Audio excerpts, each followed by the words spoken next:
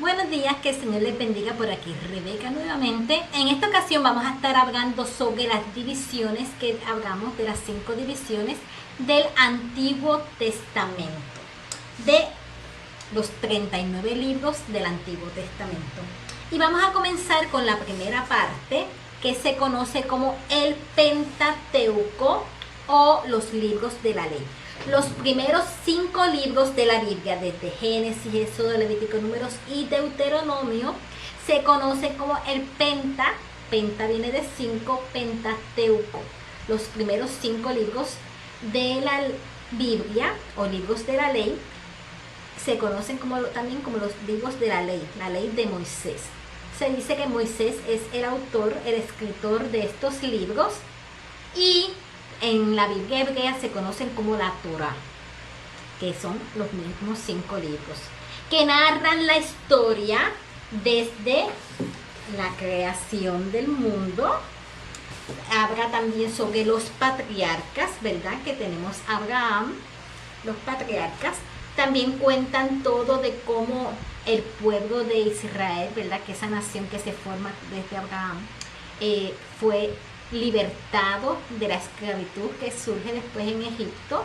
De eso trata, ¿verdad? El éxodo, la salida. También trata sobre todo ese peregrinaje que ellos tuvieron a través del éxodo. También nos habla sobre las leyes, los mandamientos y leyes que están registradas también en el libro de Levíticos. Y llega hasta, ¿verdad?, cuando Moisés también nombra a Josué como el sucesor de él, y llega hasta la muerte de Moisés, esa parte del Pentateuco. La próxima parte, que son los libros de historia, son 12 libros y comienzan, ¿verdad?, ya Josué tomando el legado de Moisés, ¿verdad? En el libro de Josué, cuando él le pide dirección a Dios, que Dios le dice: así como estuve con Moisés, estaré contigo. Y Josué sigue ese legado. Cómo ellos conquistan la tierra prometida, cómo ellos entran allí, que comienza el libro de Josué, cómo ellos se van distribuyendo las tierras. Ya después, en el libro de los jueces, vemos que el continuo ciclo de pecado y cómo Dios tiene que ir levantando jueces para que ellos puedan ser libertados de las invasiones que tienen de otros países y demás. Toda esta parte de los libros de historia, estos 12 libros de historia, contienen la parte toda esta de cuando Israel, el pueblo de Israel, llega a ser una nación grande, cuando se divide el reino en dos, cuando son invadidos por los diferentes pueblos, ¿verdad? Asiria, la invasión, Babilonia después invade también, cuando están ellos en el exilio, hasta la parte del regreso durante el gobierno de los persas, ¿verdad? Eso es desde el libro de Josué hasta el libro de Esther, que ya en Nehemías y Esther son esos libros que hablan sobre, ¿verdad?, el regreso, todo eso de el pueblo de Israel a la tierra, especialmente Nehemías, que llegan Esther y Nehemías. Luego tenemos los libros poéticos o de poesía, son 5 libros. Estos libros mayormente fueron escritos por los monarcas de Israel, ¿verdad? La mayoría de los salmos fueron escritos por David, y los libros de Proverbios, Eclesiastés y Cantar de los Cantares por Salomón, excepto el libro de Job, ¿verdad? Job se dice que es contemporáneo con Abraham. Así que si los libros fuesen a estar en forma cronológica, el libro de Job estuviese ahí a la par con Abraham, con la parte de Abraham que se cuenta en el Génesis, estuviesen ahí incluido. Cuando nosotros leemos una Biblia cronológica, que es la Biblia que va con los libros, porque nuestra Biblia no está organizada en orden que sucedieron los hechos. Nuestra Biblia está organizada como si fuese un periódico, donde las primeras partes que tú lees, ¿verdad?, son las noticias de primera plana, y de aparte están los deportes y están los negocios y las clasificados y demás. Así está distribuida nuestra Biblia. Por lo tanto, nosotros tenemos estos libros que son poéticos y Job está considerado dentro de esta clasificación como libro poético.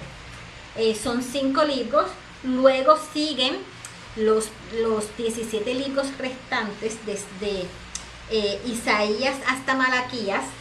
Son libros escritos por profetas. Y se clasifican los profetas mayores y los profetas menores, no porque tengan más o menor importancia, sino por el contenido de los libros. Los profetas mayores son libros más extensos, más largos.